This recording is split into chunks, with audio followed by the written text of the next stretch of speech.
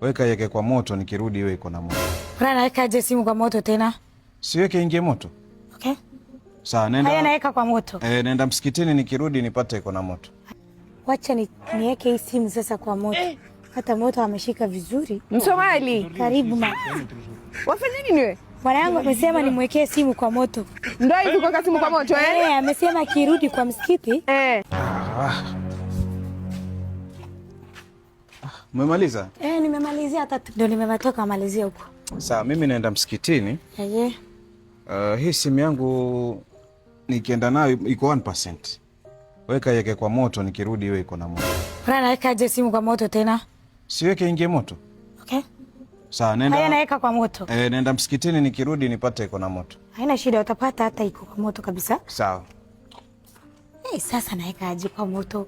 Huyu mtu ako wazimu ama anaongea ukweli? Simu niweke kwa moto? Sawa, mimi nafuata ile maagizo. Wacha niweke hii simu sasa kwa moto. Hata moto ameshika vizuri. Msomali. Karibu ma. Wafanya nini wewe? Bwana yangu amesema nimwekee simu kwa moto. Ndio hivi kwa simu kwa moto Amesema akirudi kwa msikiti simu ikuwe tayari imeingia kwa moto. Yaani katika wanawake watakaoenda peponi, Msomali wewe wa kwanza. Kilia, nisaidie hiyo sasa. Nakusaidia. Mimi sitaki kupata shida. Sitaki kupata shida, Msomali. Yaani wewe kazi unajulia vizuri. Sasa si hii hapa ya waka, Msomali. Wewe anaogopa moto kwa nini? Shida yako iko wapi? Kwani uko na madhambi mingi? Hebu achana na mimi.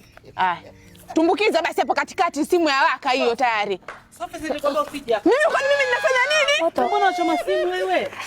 Simu ya bro mbona waichoma? Amesema niweke kwa moto, waria shida yako nini? Ana shida huyu. Kwani unanipiga kitu gani wewe? Mbona simu waichoma? Si yeye amesema niwekelee kwa moto, shida yako iko wapi? Sasa mimi nafanya nini? Mbona tukonishiki? Ninakufanyaje? Mbona unachoma